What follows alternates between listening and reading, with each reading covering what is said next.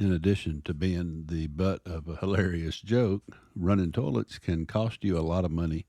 Let's talk about how you can fix that.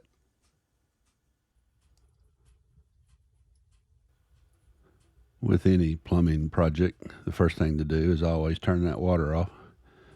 And by the way, if your cutoff valve looks like this one, I have another video on how to replace these cutoff valves quickly and easily with a handy tool that makes it easy.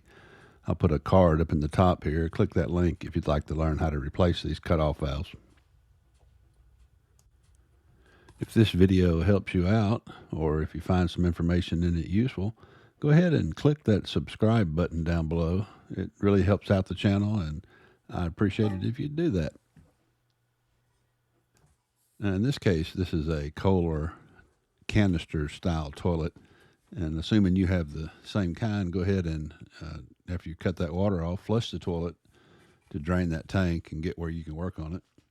You'll need this. This is a replacement gasket. There's a link in the description on where you can get it, or local hardware stores will have it too. It's usually about $5. This is a very easy fix in these canister style toilets. The first thing you'll do is remove that water line, just unplug it from the top there. And you'll want to get that chain off the handle. So go ahead and unsnap that chain from the handle. Once you've done that, the center post of that canister will turn to the left. It's kind of tight, but turn it to the left, and that will release the entire canister and just pull it up out of the tank where you can access the bottom of it. Go ahead and inspect the bottom of the canister, make sure it's in good shape, and check around for the old gasket remnants on the bottom there. In this case, apparently the old gasket just dissolved completely away because there was nothing of it left. Go ahead and open up your new gasket and get it ready to install.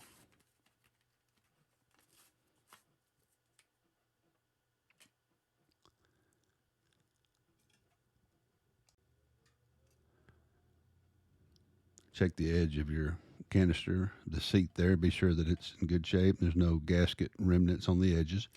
And then just snap that gasket into the position there underneath the lip. Just kind of rotate it around and use your thumb and nails there and just snap it into place.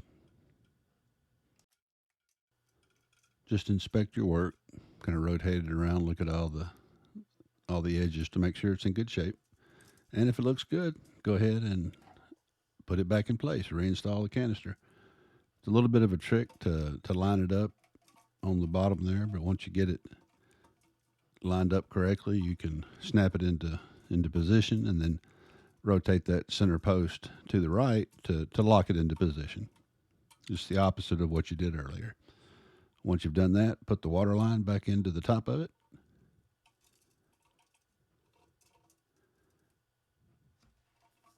Put your chain back on to the flush handle. This was the hardest part for me, getting my hands in that tight little spot.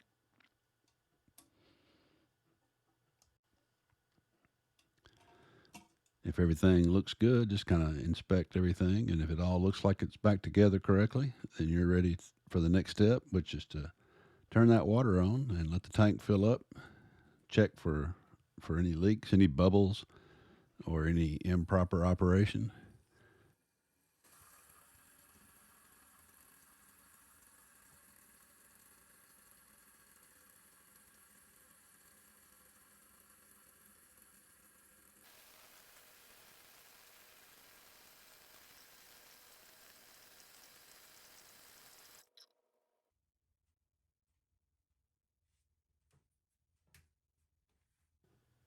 As I was watching it here, I thought I saw a bubble pop up, but it faked me out. It was just getting settled, and after a few moments, it was fine. No bubbles, all good.